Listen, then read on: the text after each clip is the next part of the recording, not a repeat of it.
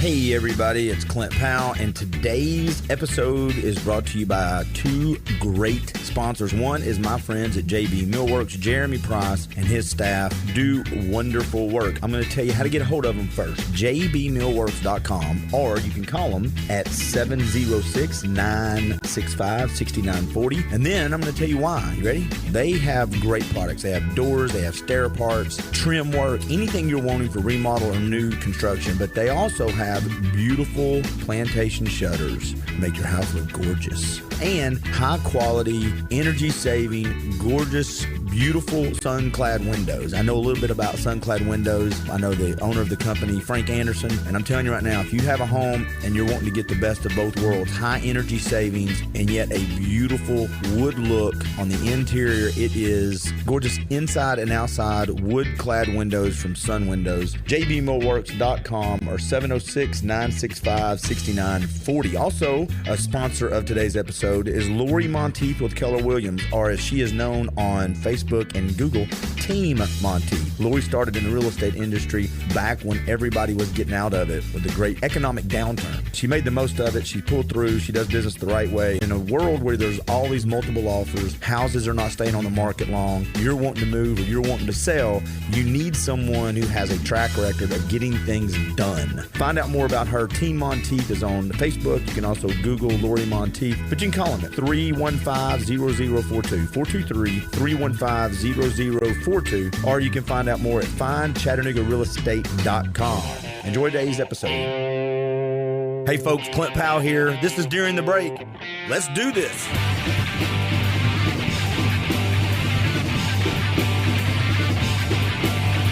Hey everybody, thanks for finding During the Break podcast. I'm Clint Powell, and do what I always ask you to do. Please rate, review, and share our podcast.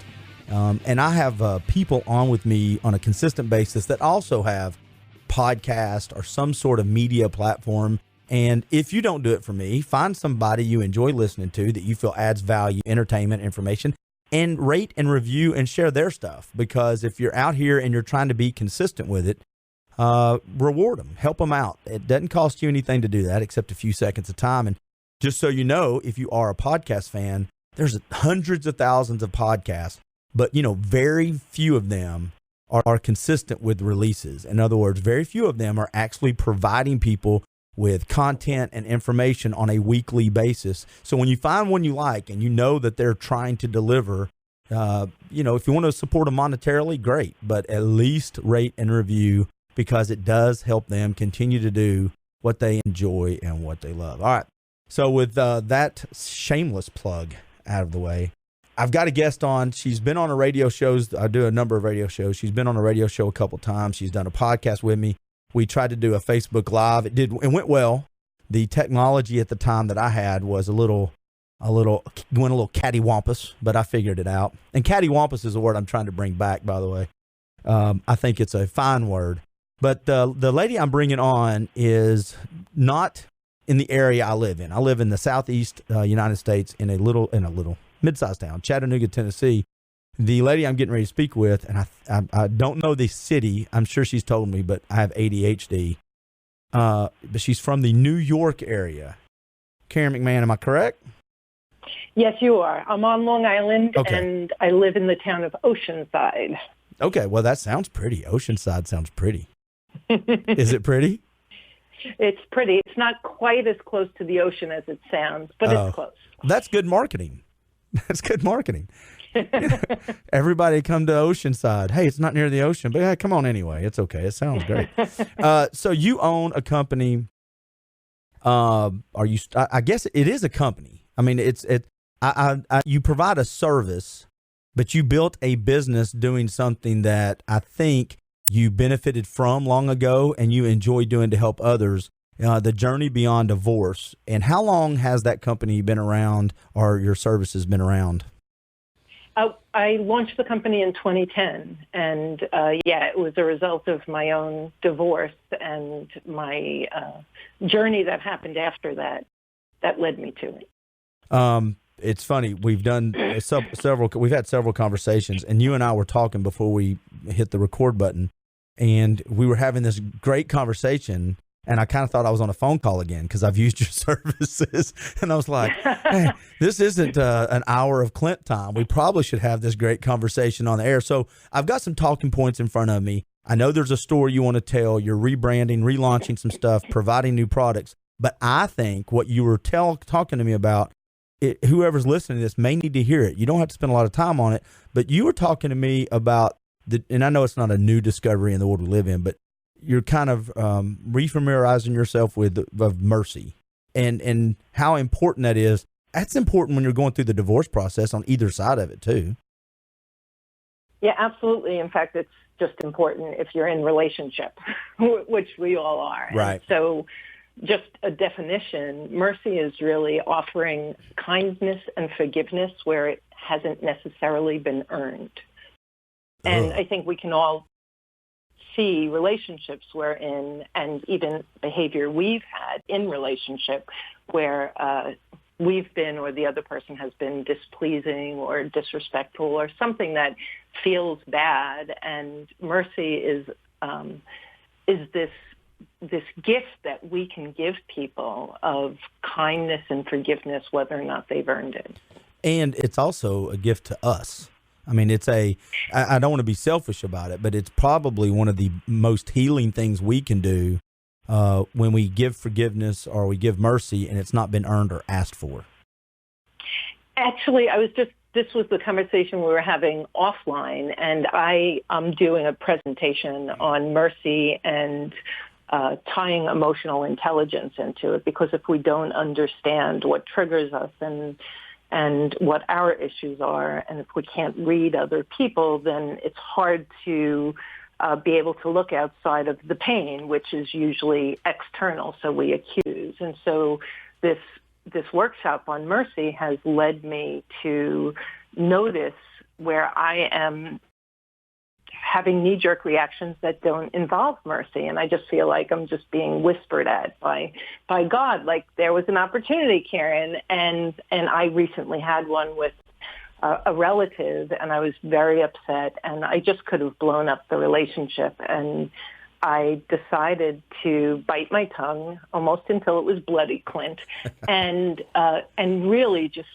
pour kindness and forgiveness in her direction. And I walked away with such peace and joy, which was not what I expected. I knew that I was going to have her avoid the pain of my wrath, but I walked away with such peace and joy.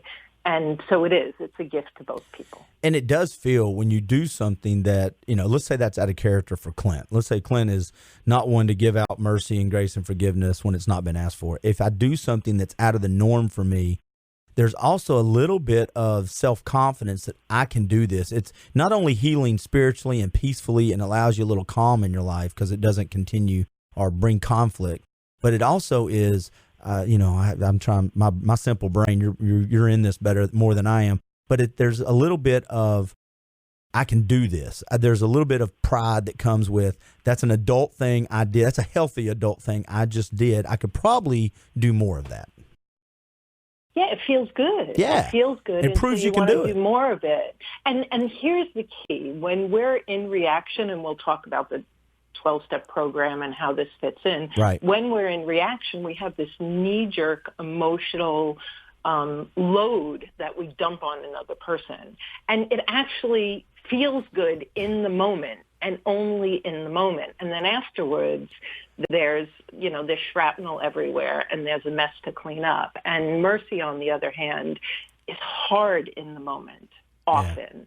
Yeah. And yet it has this long-lasting peace and joy that comes with it. Well, we're going to jump into what you do. There's a gentleman, another podcast I listen to, Jocko Willink, and he says discipline equals freedom. And he's talking about physically, emotionally, business-wise, overall. When you start thinking about what you just said, the discipline, the being able to discipline yourself of providing mercy and grace when you don't want to, it does open up freedom of peace and the freedom of extended relationships. So it's kind of the same thing. That discipline, that habit, if you could get in that habit, is a freeing thing for everybody that's around you. You don't become so toxic. And yet the audience that we work with, like if they're if you're listening in and you're thinking about getting divorced, if you've been in a difficult relationship, if your spouse just said they want a divorce, it's like the whole concept of mercy and forgiveness. Like forgiveness is the F word. Yeah. It's a really, really hard place to be because you're raw and you're filled with all of this painful emotion, and you're in a very uncertain time, and life is incredibly chaotic. And so while we're starting this conversation about mercy, I do want to just acknowledge that if you're in that space, you're just not there right now, and that's okay, because the reason we call the company Journey Beyond Divorce is because you're really journeying through. Everything's a process. Everything takes time, and wherever you are, it's okay, and it's the perfect place to move forward from. Well, and one of the things I know we wanted to cover, and maybe a good jumping off point, what exactly how do you help people move through this journey? In other words, when I talked to you originally, I was very raw. I had issues. I don't have issues anymore. I'm completely perfect now. Thank you, by the way. You've provoked. We can talk about that on another call. I can't keep doing this, Karen. No, it's but I was raw, so I kind of was what you were just talking about. But how do you navigate that? And I'll say this: when people tell you, and you said this, sometimes when you start going through it, it's like a wave hitting you, and the waves are coming. They're big waves, and they're coming faster. I look back on it, and sometimes I felt like I was in a washing machine. I think the waves sometimes had no rhyme or reason. I couldn't exactly time them. So how do you help people navigate this journey? Yeah, and to that point, my newest term is an emotional tsunami. And it is. Oh, yeah. It's coming from every angle. It could be hurt and pain. It could be regret. It could be unforgiveness. It could be that you're reaped in judgment. It could be that you are scared to death about what the uncertainty of tomorrow looks like. I mean, all of it. And some days it's all of it at once, which is one of the things we work with people on, first things first, so that they're not constantly looking at the big picture, because the big picture is overwhelming. You can't see around the bend. You don't know what life is going to look like on the other side. And where your mind goes, most of us, is fear is, it's like a circus mirror. It goes to the worst case scenario squared. And so you just start fearing this future nightmare that's never going to happen, and emotionally living in it as if it is. And it just adds to the tsunami. Yeah, you end up, and again, most of what I'm going to say today comes from personal experience, and Karen heard a lot of that. You start living and fighting battles you never encounter. You create monsters you never see. You have these conversations, and I'll tell you what I'm going to do. And all of a sudden in your brain, you are having all of these things that are just simply your brain running to the far end of the spectrum, and 99.9% of them never occurred at all, zero. That's so true. And on our website, which is jbddivorcesupport.com, we actually have clients who've written, and if you just went there and looked up fear, like we've got about a half a dozen articles that speak in one way or another to the fact that, like, my greatest fear never even came close to being true. Absolutely. And that's very encouraging for people, because in those early stages, it's all you can see. All you can see is the worst case. Yeah. Well, I'm looking through these notes because you did something that we've not done before, and I'm not used to having, which are talking points. And to be honest with you, I was reading through them, and I went, I can't remember all this. And if I go through, I'm looking through it. You have added a bunch of stuff, because I asked you, so what do we need to talk about? Because I wanted to bring some stuff up myself. But the second talking point right here is, I feel like I can answer it for you because I'm a brand ambassador for what you guys do. But what is the difference? Are you therapy? No, we're a team of life coaches, and we specialize in relationship coaching and divorce coaching, which is really two sides of the same coin. So when you say you're, coaches, is there a certain point when someone should they call you after the divorce, before the divorce, or it does it not matter when they call you or your team? Yeah, that's a great question. And the thing is, it's actually not about where you are in the legal process. It's really where you are in the emotional process. And so I just spoke to a woman from Canada who is 2 years post-divorce. And she is so stuck in the early emotional stages of divorcing. And then you could speak to somebody who's so it doesn't matter where you are in the legal process. If you're in that emotional tsunami and overwhelmed, that's the right time to reach out. And if I could speak to your question, like, why would I call a coach instead of a therapist? Which is a great question. So first of all, it's not always an either or. And certainly if you've been in relationships that are abusive or have alcoholism or personality disorders, and you've got a lot of, or if you have your own issues, therapy is incredibly valuable and it helps you to heal. Therapy is about the past. You have a mental health expert, which we are not, who explains what's going on, that helps you connect the dots of the past and heal. Coaching is about taking you from where you are to where you want to be with the belief that you have all the answers. And so what we do is we have this very strategic, interactive conversation each time we get on the phone. And by the end of the call, there's an action plan. There's articles to read, podcasts to listen to, stepping out of your comfort zone, beginning to notice a behavior that doesn't serve you. And so some people do both. Some people choose coaching over therapy. The reason being is if they're feeling stuck, you get unstuck and you begin to move forward at a pretty rapid clip if you're working your action plan. And that is a game changer for people going through divorce. I actually did both. I dealt with you quite often, and I dealt with a lady named Judy Herman here locally at least 4 or 5 times, and I found it very helpful. And I think I told both of you the same thing: I was in a lot of pain, but I also knew that I needed to kind of start and most guys don't do this, most men don't do this, but I needed to start the healing process or the getting better process as soon as possible, because I understood it very quickly. This could be a bad process, and I could do something to start now, or I could wait, but I'm still going to have to go through the process. It's not like, because you were talking about someone that is stuck. Eventually, if she wants to ever get better, and you know it better than I do, she's going to have to go through that process. I was one that wanted to start the process immediately because life is short, and I didn't want to be the person that was super stuck 4 years down the road. So I went through both of them. One thing I want to ask you about is I found, because you said it doesn't really matter where you jump in, what stage you're at, as far as the legal side of it.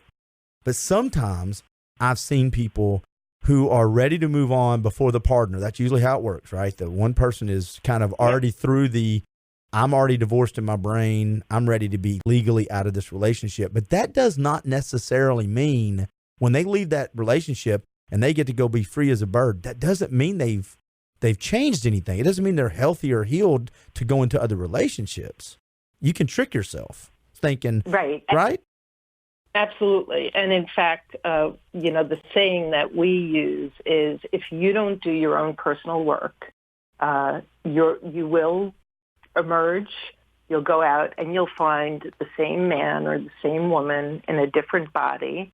You'll go through the honeymoon stage, and then around year 5 or 7 or somewhere around there, you're going to hit all of the same issues because you haven't done your work. And then you're going to say, why does this keep happening to me?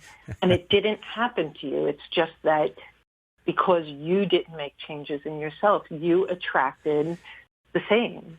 If you keep running into the same villains, and I use air quote villains, if you keep running into the same villains and you end up being the same type of victim, odds are it's not a villain or victim issue. It's probably you've just kind of assumed the same roles every time.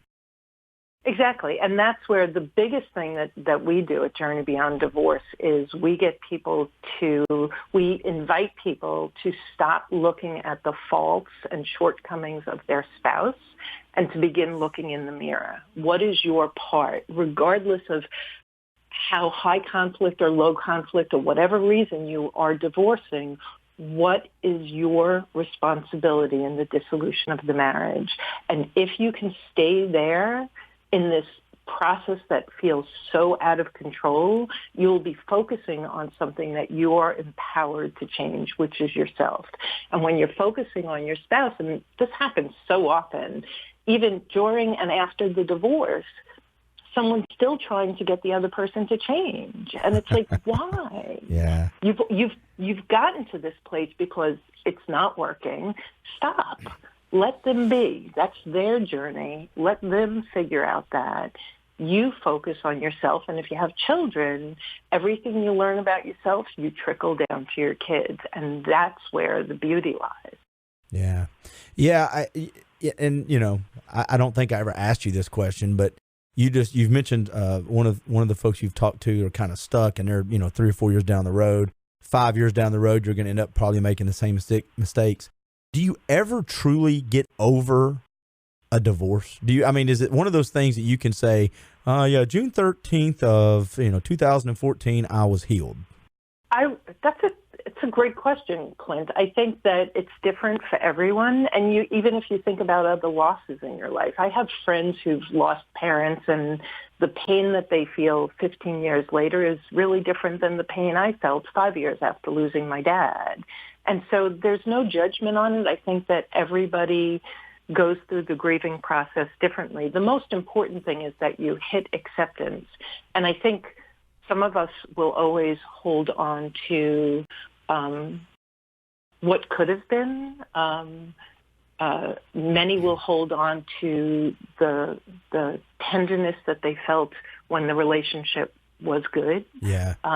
And yet I do believe, and I've seen time and again my clients heal, reconnect with a new partner, get married, step into and live a brilliant life that isn't fulfilling just because it's not their ex. It's fulfilling because they are living a fulfilled life, because they have done so much work on themselves that they begin to navigate any circumstance or personality in such a healthy way because of their robust toolbox that they've gotten, which is actually what led us to create the 12-step program. Well, we're going to dive into that. One of the things that you said to me when we were talking, flashback 3 years ago, is I was in right where, there's so many common places that we share when we're going through this. It doesn't matter male, female, age, color, region, those emotional stages where we share those mistakes. We share those same thoughts.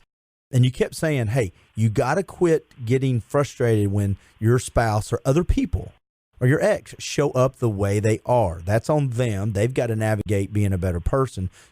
Practice on how you show up to relationships. And that is where the healing, or at least the process, started. But you have these products now that help you navigate this whole thing. And I don't know if you had them in place when I was first started working with you, but I started looking on your website again, and I started looking around. You do have some stuff. This toolbox is more robust now that you can offer folks. And tell me what that 12-step program looks like, if you don't mind. Right. So what we did, me and my partner, Lisa Breck, had sat down a couple of years after we started doing the coaching and said, what are the common landmines, for lack of a better term, that emotional landmines that our clients are getting stuck in, and that we're coaching? And we ended up coming up with this list, and I'm a former 12-step person, and I always share the slogans, and I think the 12 steps, the Al-Anon and AA 12 steps are brilliant. And so we thought, you know what, let's do our own version of 12-step recovery. Let's do a 12-step divorce recovery, because we had come up with 9 vital steps, and then just like the 12-step program, the last 3 are to live in from this point forward. And then we thought, well, how do we begin it? And the first step is curb the conflict. And everybody who comes to us is in conflict. Even if you're conflict avoidant, you're in frustration or worry or anxiety, and it's internal conflict. And many clients, even if it's a low conflict divorce, because it's divorce, because something is breaking apart and dissolving, there's blame and accusation, and so there's conflict. And how do you begin to curb it? And when you can curb the conflict, it's a game changer. That one step allows some space for breathing. And so we began there, and we've created the 12 steps from that point forward. What are the, I mean, and I know I don't want to give it out, but give me a couple examples of where people can, the common places they get stuck. If you don't mind, just giving me a few of them so our listeners can relate. So the curb the conflict is really about being, it's funny because you just said it before, it's about being in resistance and fear. And so there's this, I can't believe he, and why does she always? And yet the question becomes, how long have you been married? 20 plus years. And did they just start doing? No, they've been doing it for 20 years. By the way, I want to interrupt you because this is not a traditional podcast. I hated that part of the conversations with you. If you would have just helped me realize that none of it was my fault, that would have been way easier. Continue on with your smart stuff, man. Yeah, and it's such when everyone kind of stops in their track, and it's like, oh yeah, she has been doing that for all these years, and that is the way she shows up. And so I'm surprised and aggravated and frustrated all the time. And one of my favorite sayings is, if you could step into being expecting and accepting of how your spouse shows up, all of the resistance goes away and choice opens up. Now you have some choice as to what you want to do about it. That's actually, I'm jumping ahead because step 9 is about overcoming the pain of divorce, which is stepping out of resistance and into acceptance on so many different levels. Hey, folks, don't forget this episode is brought to you by JB Millworks, jbmillworks.com.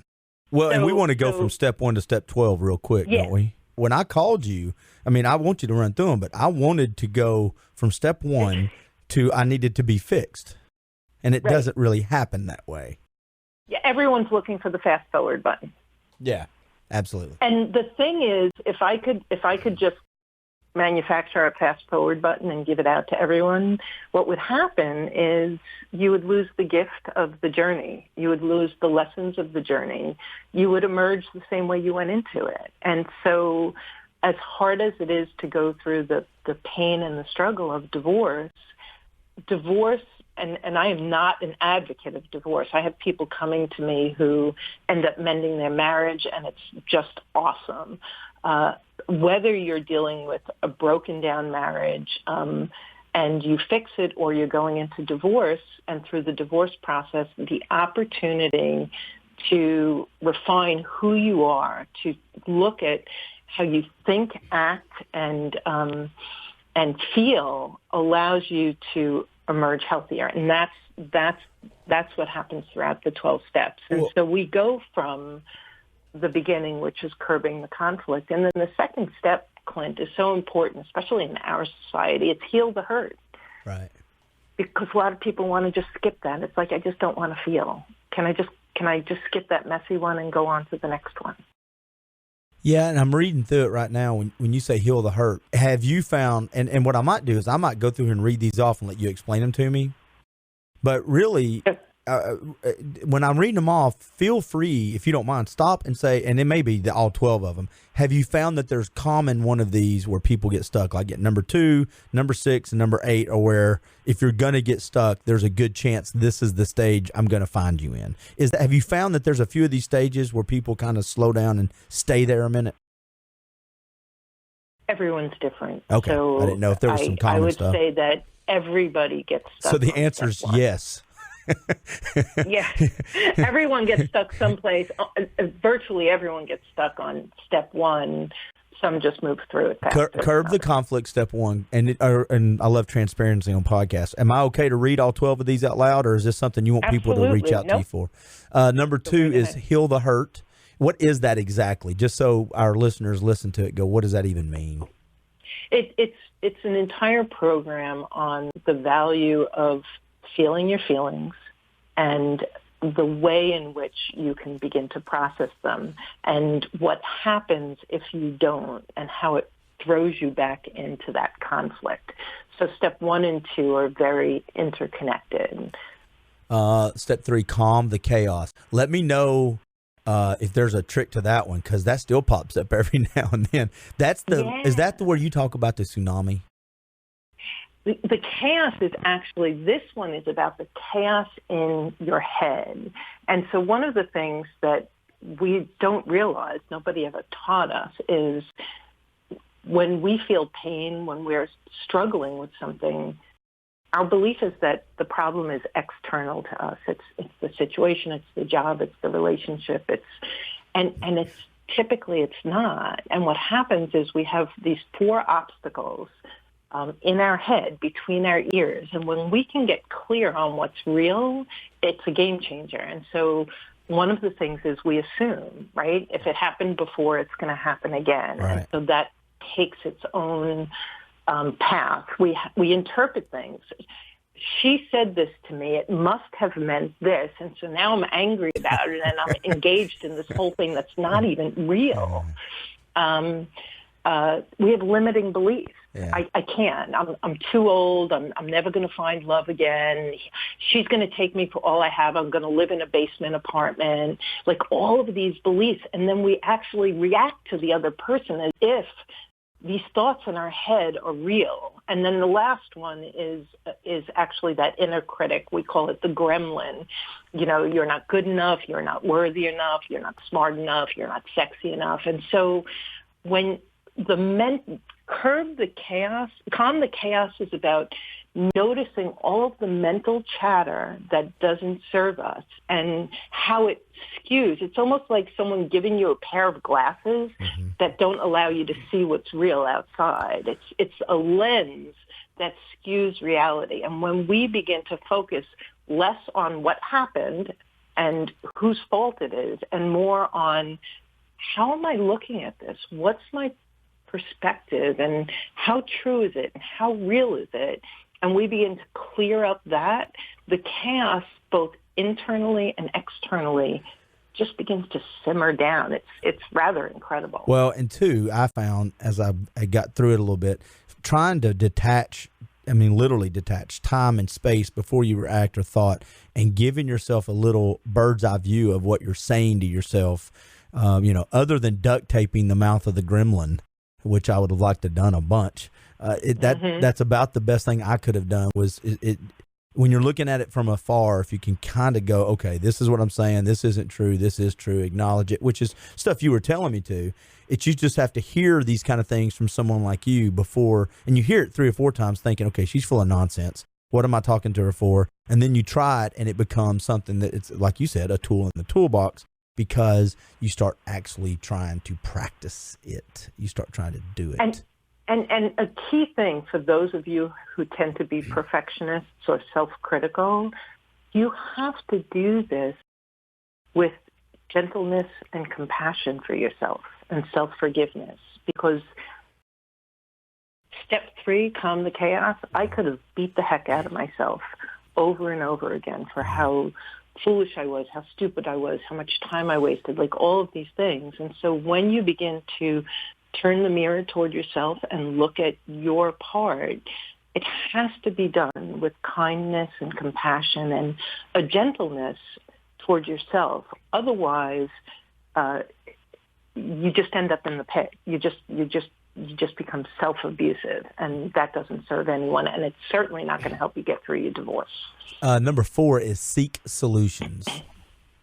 Yeah, so one of the stickiest things is the problem, and people are problem-oriented, and they will wax on about the problem and the problem and the problem, and they say, okay, great, now we're crystal clear on the problem. What can we do about it? And 2 seconds later, the problem. And so step 4 really invites you to start noticing how sticky the problem is, what your tendencies are, and and how by lifting your emotional energy, which is the kindness, the compassion, the self-forgiveness, you can begin to see more solutions. And the acceptance part too, you step out of resistance into acceptance, you begin to see more solutions, and the world begins to open up. So number 4 is a real shift from problem to solution. Well, and number 5, the growth through grief, I'll say between number 4 and number 5, some of these things is like going to the gym. You don't see results before other people do. In other words, you may not even know if you're doing the right things and really trying. You don't even know that you're actually growing through what you're going through until you're provided the opportunity later down the road. And at least for me, that's what I saw. I just was trying to get through the moment and do what I was trying to do better than I was doing before. And you look up and you look past the past year or 2 years and you go, oh man, I've got a lot more ability to navigate relationships than I had 2 years ago. It's like, the gym. People go, man, you've lost weight. Oh, I'm just going to the gym every day. I didn't know. That's exactly it. And with growing through grief, we live in a society where, there's these messages of, just pull yourself up by your bootstraps and, just go out and get laid, or, have a stiff upper lip, or, she or he wasn't worth anything anyway. And It's like, that's not helpful, because divorce is an enormous loss. And even if you're listening and you've decided 5 years ago to get divorced and you're like, I'm past grief, trust me, you're not. And there's all the different stages of grief. And this program helps you to understand where you're at, and sometimes, as importantly, where your spouse is at, especially if you're the one initiating the divorce. You could see their living in denial as manipulation, and then you could start fighting with it, when in fact you're just ahead of them. You're way down the path from them, and they have to kind of settle in and get used to this. And so step 5 is not only about the stages of grief, but it's about how do you process it.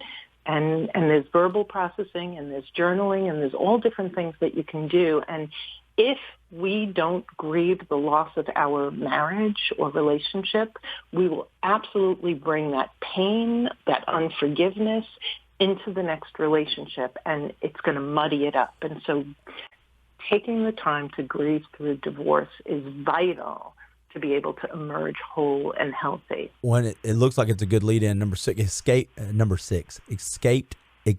the battle. Let me use English. English is the best language to use when you're talking to someone who speaks English. Escape the battle. And I'm just reading through it, the judgment. I see judgment in here like 9 times. Apparently judgment is a big deal in this stage. Yeah, and there's a difference between so when you're in divorce, when you're on that kind of an emotional battlefield, there's right and wrong. He's bad, she's bad, he's wrong, she's wrong. And instead of that, right, that doesn't serve you, and that just fuels the fire of conflict. And when you begin to let go of that, and two things, you become discerning. So the big difference between discernment and judgment is judgment labels someone as wrong or bad. Discernment says, you have a behavior that doesn't work for me, and so I am going to find a different way of dealing with it. And so you're discerning that there's something that doesn't work for you. It doesn't make the other person wrong or bad. Mm-hmm. And then you have choices where to go with it. That's one part of it. The other part of it is when you're in judgment, there's no room for learning. I know what he did and why he did it and how he's bad. Really. And so if you replace it with curiosity, I have couples who've been married. I was coaching a couple married, I think 24 years. We know everything about each other. And they learned how much they didn't know by opening up to curiosity and not just assuming that something that was said or done was because of X, Y, or Z, but to begin to be curious and to actively listen and understand. And one might say, I don't want to actively listen to my soon-to-be ex. And yet, and especially if there are children involved, the divorce isn't the end of the relationship. It's the transformation of the relationship. And to the degree that you could understand what that person is thinking, what how they're wired and why they say and do the things that they do, it allows more, everything ultimately allows more options and possibility and solutions. And that's really where we want to get people, where there's just this plethora of choices to make at every turn. Well, and two, if you stop being curious about your partner, whether you're married or going through the divorce, you also restrict them to being stuck in wherever they were when you penned that thought. This is who they are. This is who I am. Whatever year and month that was, you have not built in the capacity to say they could have changed since then, whether it's good or bad. This is who that person is, and this is how I remember them. And yet you've been in that relationship 5, 10, 15 years continually, and if you've not been curious about them at all, that may not be who they are anymore. I was working with a gentleman, and he came to me and he was like, look, I need a divorce coach. My wife wants to get divorced. And as we began to talk about it and, all these bad behaviors of hers, and as we dug into it a little bit, and he was able to let go of his judgment of her and look at his part, he learned something so amazing about himself. I mean, this is a fellow in his late 40s, early 50s, and he's like, wow, I've engaged in this behavior my whole life. And now it makes so much sense why she's so frustrated. And it opened an entire new conversation between them, and it balanced the playing field, and it took him out of the victim role and her out of the villain role. And it's like, okay, we're just two people. We're a little sloppy. We're trying to figure this out. We actually do care very much about each other. And it opened conversations in a way that never had happened in the history of their marriage. That's very cool. Hey, folks, don't forget, this episode is also brought to you by Team Monteith with Keller Williams. Find ChattanoogaRealEstate.com. All right, let's do this. Let's go a little rapid fire. Rekindling confidence, number 7. And this is one that I feel people struggle with, and they kind of hide that part of it. In other words, they smile to and again, this is me assuming, knowing what you're going to say, which I have no clue. But they assume, I mean, they put this front out to everybody, right? They smile, I've healed, I'm patient, I'm doing, but in reality, confidence is so dependent on what happens inside our brain. I think this one's an easy one to hide. Yeah, and this rekindle confidence is really bringing your attention to the stories in your head. And you have all of these stories about who you are, about who your spouse is, about what's going to happen. And then you live into the story, which is typically very unempowering. And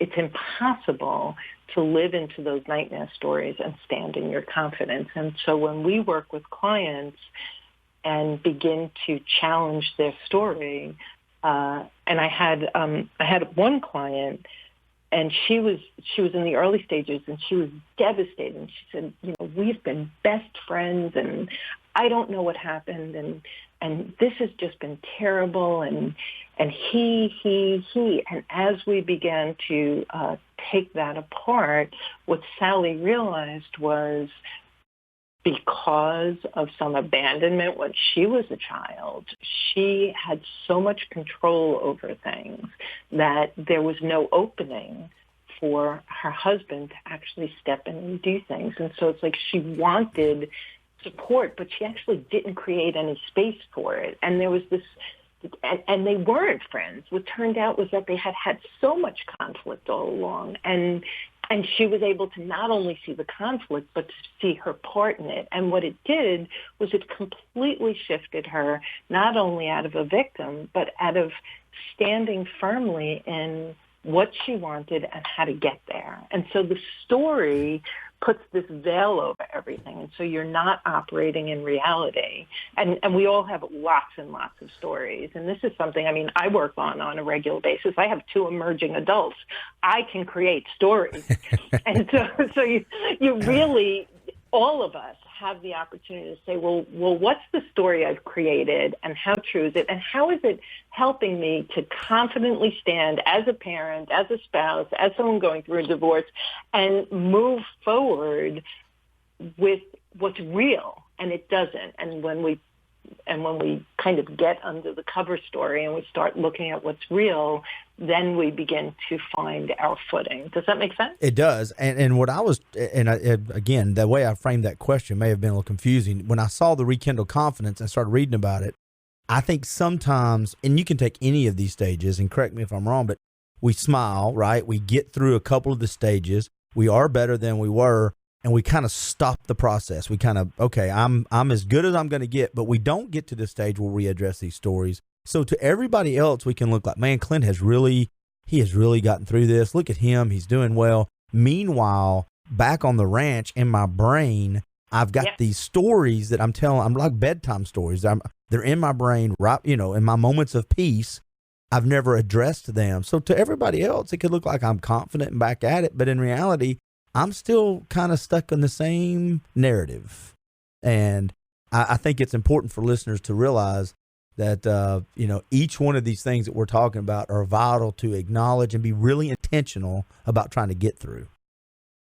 Yeah, and I think if there were one question that I could just invite everyone to hold on to when it comes to what happens between your ears is to keep asking yourself, how true is that? There's a book that I love. It's called The Untethered Soul by Michael Singer, and it's about mind chatter. And I have an article on my website called Mind Chatter that talks about the introduction. And he does such a great job of talking about what all of the chaos that happens between our ears, one of which is those stories. And we believe it. And he says this one thing. He's like, if you had a friend who told you stories that were wrong and off and a lie that often, like you would unfriend them.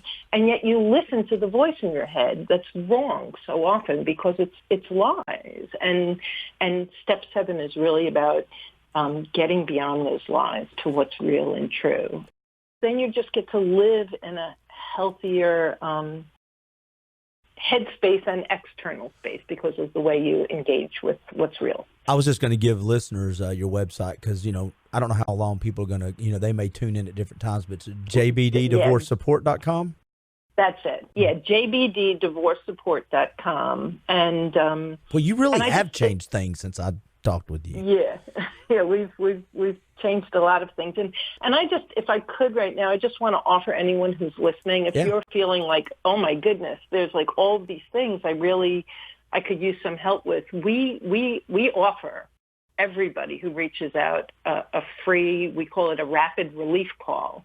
And so if you're stuck, if you're about to go through divorce or anything, or even if your marriage is just like on the rocks and you're looking for some support, you could go to book.rapidreliefcall.com and just book yourself a call, and me or one of the coaches on my team will spend some time with you and help you out. You did not have that in place when I called 3 years ago, but it was basically an email of, hey, I listened to a podcast. It was basically a rapid relief call email. That's yep. My email was like a lot of words, and all it really said was help. And, I think that's how we originally connected. Step 8, practice presence. Yeah. So everybody frets the past and worries the future. It's like we're time traveling. We're living in the past, either with rose-colored glasses on or frets and regrets, or we're worried about the future, which we have no idea what it's going to be, so we just imagine it's going to be a nightmare, and we worry about it. And so we have these emotional reactions to things that aren't real today, aren't taking place today, which, again, is one more way of feeling utterly disempowered. When we work with our clients on practicing presence, like stay in the day, especially going through divorce, you need all of the energy you have. Focus on what's real and what's in front of you, and watch your mind time traveling. My business partner says, keep your feet where your head is. I like that. Stay in the day, be here now, and that's where all of your power is to affect change. Number 9, overcome pain, accepting what is, which is not easy at all. Right. And that's such a big one, and we decided to put it further in because it's hard to step out of resistance without the skills and tools that come before. And so many people are in resistance. As I said earlier, I can't believe, how could she possibly? And when we're in resistance, I can't believe I'm going through a divorce. I don't want this to happen. This shouldn't have happened to me. And it could be anything. Anything you're in resistance to, while you're in resistance, you're stuck. It's like you've got your foot on the gas pedal and the brake at the same time. You want to go someplace, but you can't go anyplace because of the resistance. And so step 9 is really inviting you into acceptance. Acceptance is not accepting unacceptable behavior. Acceptance is accepting that whatever is happening, however an individual is behaving, simply is. And all of the resistance in the world is not going to change it, and you are not going to control or change the person or the circumstance. But what you can do is accept that it is, and what that does is just wide open, the door to possibility. Now that I accept what is, what choices do I have? And in the beginning of acceptance, all the choices might suck. Oh, you've been there and I've been choices. There. They do suck. And the more you do it, the more the choices start being like, okay, all right, I could do this. Okay, this one isn't so bad. Oh, this one's actually pretty good. And so you move in that direction. Well, going back to the gym analogy, 30 pounds is heavy to lift if you've never lifted it. After a while, it's not that hard, and it may not be fun to do. But yeah, all the choices, suck when you start to go through this because it's not what I want. This is not near what I wanted, and that's not an option, sir. Choose something else from my menu, will you? That's not going to happen. Number 10, accelerate trust. Yeah, accelerate trust is actually about trusting yourself. Most people think it's about trusting others, and actually, especially people who have struggled with financial or sexual infidelity, there's a tremendous sense that my trust has been broken. And one of the things that we invite people into is noticing how much they trusted themselves. Oftentimes, there was a voice that told you something was amiss, and you just shut it down, and you shut it down, and you shut it down, and you shut it down. So you didn't actually trust your own intuition. And real quick, I want to jump in right there, if you don't mind, just because sometimes I think when we say that, we shut it down, we don't know the options. I think that, and I hate to assume again, but I think that might be a good place to call somebody, because if you consistently get gut reactions that this is not, I don't want this is not how it's supposed to be, something's up, something's wrong, a lot of times we do just shut it down, and that ends up being the shoe and the pebble in the shoe later down the road. Yes. That might be a good place to call and say, I'm having this gut reaction. What do I need to do with that? Because we do shut things. We ignore red flags because we go, I'm in a marriage and I got kids. What are my options? Exactly. Yeah. Exactly. And when you can, now if you have so much chaos in your head, you're not even going to hear that quiet voice, which is, again, why it's step 10. But if you have that gut reaction, if your intuition is telling you something, and especially if you're married to a big personality who could kind of like talk circles around you, that's not true. What are you thinking? Come on. You doubt yourself. And so step 10 is about really stepping back into trusting your intuition. And when you trust your intuition, then you have a much keener ability to see and know who to trust in your life. And so it's both an internal and external thing, but it absolutely begins with trusting yourself, trusting that intuition. Well, what happens if you don't trust yourself first? You'll get in a relationship, and it's like being on stilts. They can be great, but if your gut will be, you only feel as loved as the mood they're in at the day, because I never trust me. So if they don't like me in this moment, then my gut says, well, they're probably right. You don't learn to trust yourself. Here's the next one, though. Embrace the unpredictable. That one's tough. Yeah, and really what that talks about is life is an adventure. And unpredictable That's a great spin. And it's true. I love it. No, it's right. It's true. I'm just saying, I'm going through a divorce. I'm crying. Life's an adventure. Yeah, it's a crappy adventure right now, but you're 100% right. I get it. Life is an adventure, but I love the concept. And you're in the rapids, right? Yeah. And you're bouncing off of the walls of the canyon, and you don't know what's around the corner, and you're taking on water, and so really step 11 encourages you to step back, you assess where things are, you set a path, you try it out. It might fail terribly. It might succeed tremendously. It might fall someplace in between. It's all good. It's exactly what it's supposed to be. When you get to step 11, our goal is that you're in a place where life is what it is. Whatever I'm facing today, I'm never off track. I've never taken a detour. I'm always exactly where I'm supposed to be. And the lesson in front of me is the lesson that's there to grow me. And so we stop, we assess, we recalibrate, we move forward. We assess again, we reset, we recalibrate, we move forward. Yeah, when you use that analogy, I just keep thinking some of us take our boat out of the water, go back upstream, jump back in before the same rapid, and just keep reliving that same rapid instead of some of us probably need to go through the 12 steps again. Yeah, and that's exactly what it is, because I was listening to, I think it's called The Millions Within, which is a great book on abundance, and he was talking about sharpshooters or snipers and how they're practicing to hit a target, and they don't get all upset and they don't see themselves as a failure when they didn't hit it. They just say, okay, we're supposed to be 3 degrees, west, and then it might take 2 or 3 or 4 times before they're right on target. And it's just how it goes. There's no upset. There's no I did it wrong. And so step 11 is about seeing life that way.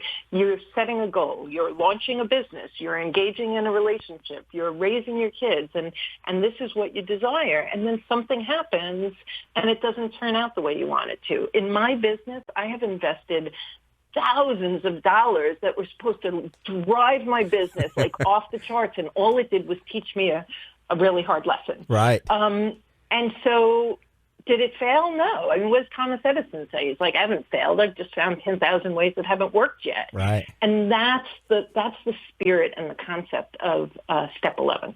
That's a cool concept. And the last one is, it's the end of the 12 steps, but I think this is the part, if you get to number 12, live purposefully. That's not easy for simple, fat-tongued guy to say. But number 12, if you get there, that's kind of where this is the path. If you've arrived, you almost sometimes have to go back to some of these steps to stay there, don't you? I mean, sometimes don't you have to revisit some steps that you've been through to make sure you're still on the right path? Wouldn't that be part of living purposefully? Yeah, I have to tell you, Clint, Lisa and I go back and we re-listen to the podcast because we're writing a new article or we're doing a new program, and we constantly share with each other. I was like, that was so helpful. So we created them. And the bottom line is we're all works in progress. And right. So living purposefully is about saying yes, truly embracing the good, the bad, the ugly as all good.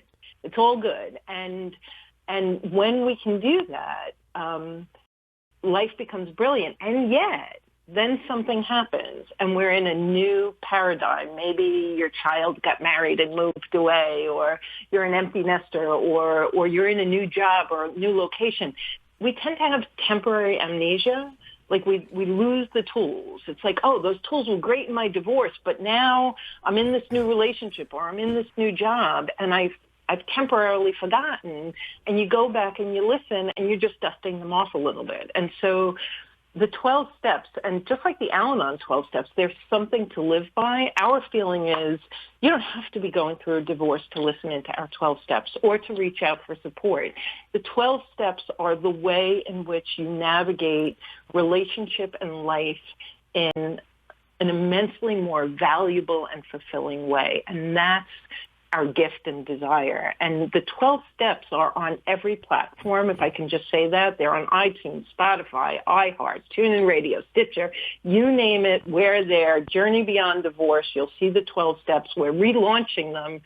So we just launched step one, and over the next few weeks, they're all going to be relaunched, so they'll be right at the top of the queue, so to speak. And if you're not going through a divorce, listen anyway and just, ignore the D word and get what you can out of it. Because if you're in a relationship, which I believe is every one of us that's breathing, there's an incredible amount of value in these steps. Well, I believe, and let me say the website, the new website again, jbddivorcesupport.com. I'm a big believer that, if you don't invest now when you feel like things are great, you're going to invest later when it's not. I don't think a bad marriage or a good marriage is unintentional. In other words, if it matters, you spend time on it and you keep it there. If it doesn't matter, then it doesn't mean it doesn't matter at all, but that means you've put other things above that relationship. So I'm a big believer on, if you're in a healthy marriage, congratulations, that's awesome, good job. Things like this are a great way to keep it on track. And if I could just add to that, yes, please. You may be married to a spouse who isn't as focused on improving or self-help as you are. It takes one. So regardless of what your partner is doing, when you begin to do this work, when you change, everything around you changes. And it's brilliant, and it's the opposite of trying to change the other person. You focus completely on refining yourself and becoming your best self, and you begin to see relationships with your kids change, with your spouse, with everyone around you. Well, and divorce is, whether you're going through it, thinking about it, been through it, divorce, you kind of just said it, is not just a divorcing of a spouse. It's the changing of your circle of friends. It's a changing of how you approach your being a father or a mother or a child. You've got parents too, a lot of times. And so these things that you learn are not specific to just, this will make me a better co-parenter or a better husband, a wife, or an ex. It'll actually make me better at relationships in general. And then it also prepares you. I found this, going through what you did and what your team did, it prepares you for when people around you are going through it. You don't become the friend that simply goes, you know what I would do. You don't become that person. And when your kids go through pain, you can learn when to be patient and when to apply a little direction. It just gives you a perspective of empathy and a little bit of I think, a little healthier ear for them to have. Absolutely. And I think we're a more conscious generation than our parents' generation. And we have the ability to pour into our children in a way that perhaps we weren't poured into. And so all of the awareness and the behaviors that you develop as you go through this program, it's got a ripple effect, and you pour it into your children. And I have a 20 and a 22-year-old, and if I had a fraction of what they have now in terms of emotional intelligence, awareness, ability to communicate, ability to set boundaries, my life trajectory would have been very different. And so I really, really invite everyone who's listening, listen to the 12 steps, share them with the people that you love, just by being, not by preaching, right, by being that way, and you'll be giving so many people a gift. All right, give everybody the website one more time, and if they want to do a rapid call, give them that information, then we'll wrap this up. Okay, so the call is book.rapidreliefcall.com, and the website is jbddivorcesupport.com. There we go. All right. Karen, thank you so much for being on during the break. Thank you for having me. This was wonderful. It was great. I love these conversations. And down the road, after you relaunch this and you get into it, if you want, I will share your podcast on the During the Break Facebook page. But if there's one of these topics that you really start, you want to dive into and just pick out, step number 6, I'm all for coming on and let's focus in on a couple of these steps where you feel would give people, some needed, where you find a common area. So just keep me in the loop. And if I can help you and your team, I am more than happy to, because you guys sure enough to help me. So I appreciate it. Thanks, Clint, and I'll take you up on that. I think that sounds great. Absolutely. Hey, and thank you for listening to During the Break podcast. Do me a favor, rate, review, share this with your friends. We hope you have a good time as you review her website and take advantage of the 12 steps. And we'll talk to you later. Bye. Thanks for listening to During the Break. If you like this episode, share it with your friends. If you have a few minutes, please rate and review the podcast on iTunes to help us reach a larger audience. Also, like our Facebook page and check out our website, duringthebreakpodcast.com. If I haven't asked too much already, join us again next time on During the Break.